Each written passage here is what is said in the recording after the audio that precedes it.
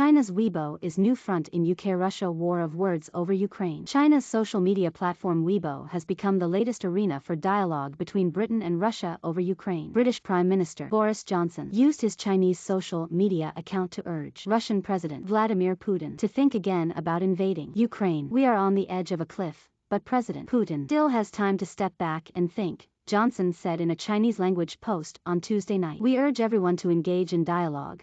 The Russian government should avoid making decisions that would be disastrously wrong for their country." The Russian embassy in China responded to Johnson on Wednesday afternoon, via Weibo, calling the statement absurd. This statement is designed to further inflame the hysteria surrounding the so-called imminent Russian invasion of Ukraine and is absurd, it said. The continued military development in Ukraine supported by NATO countries through the supply of large amount of weapons to the country is an example of the escalation of the situation. Johnson's message had received 1.1 million likes by noon on Wednesday. However, Weibo users did not appear to share the British leader's concern. Despite Russian claims, Biden says Ukraine invasion is distinctly possible. "He's on the edge of the cliff. Just push him off," wrote one social media commenter, tagging the Russian embassy in China. Some were confused, asking, "Does Putin know Chinese?"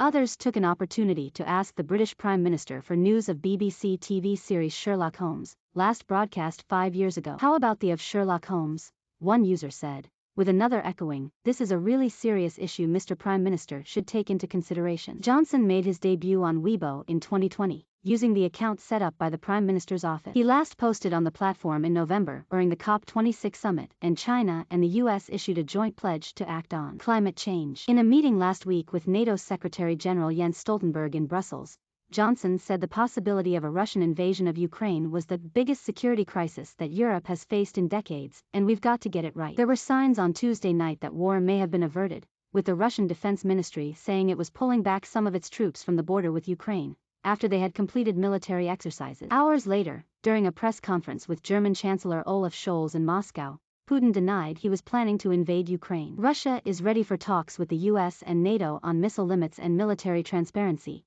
but had not yet received positive answers to its security demands," he added. Also on Tuesday, in a national address from the White House, President Joe Biden said the US had not verified if some Russian troops were moving back from the border. "An invasion remains distinctly possible." Beijing has repeatedly called for direct talks between Ukraine and Russia and has avoided criticizing Moscow, saying Russian security concerns should be respected.